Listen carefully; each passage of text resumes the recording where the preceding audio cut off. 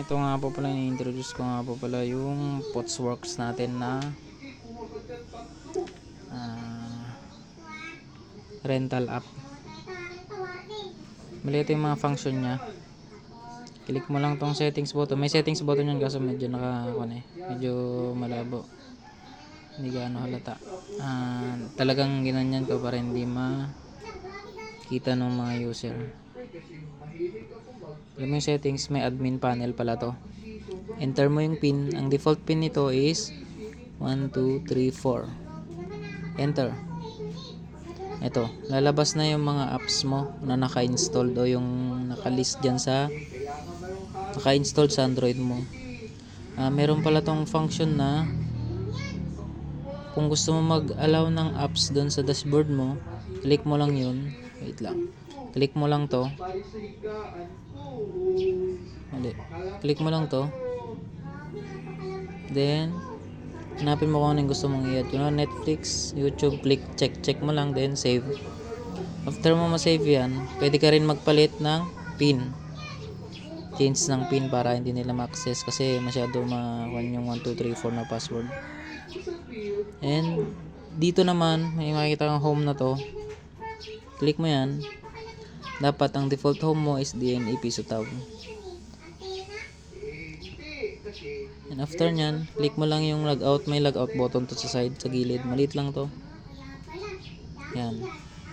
Ngayon, pag ite-testing mo to, kasi ang function kasi nito is yung timer mismo.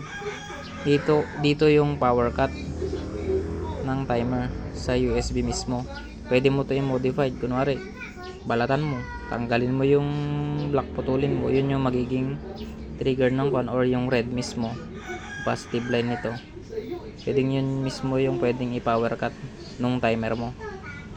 Kasi ang function kasi nito, pag na-detect kasi ni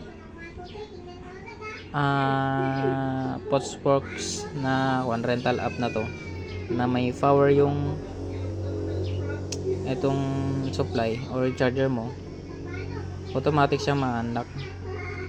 Kunwari, nag-insert coin tayo, syempre magpa-power, lalabas yung kuryente rito sa USB.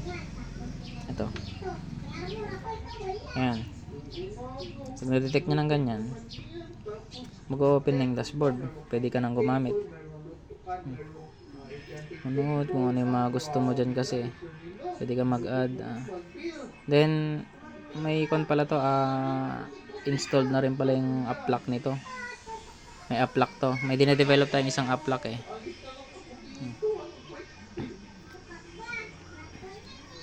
Hindi mo siya basta-basta mapupunta sa settings kasi nakalock. And sa recent, hindi rin kasi nakalock din.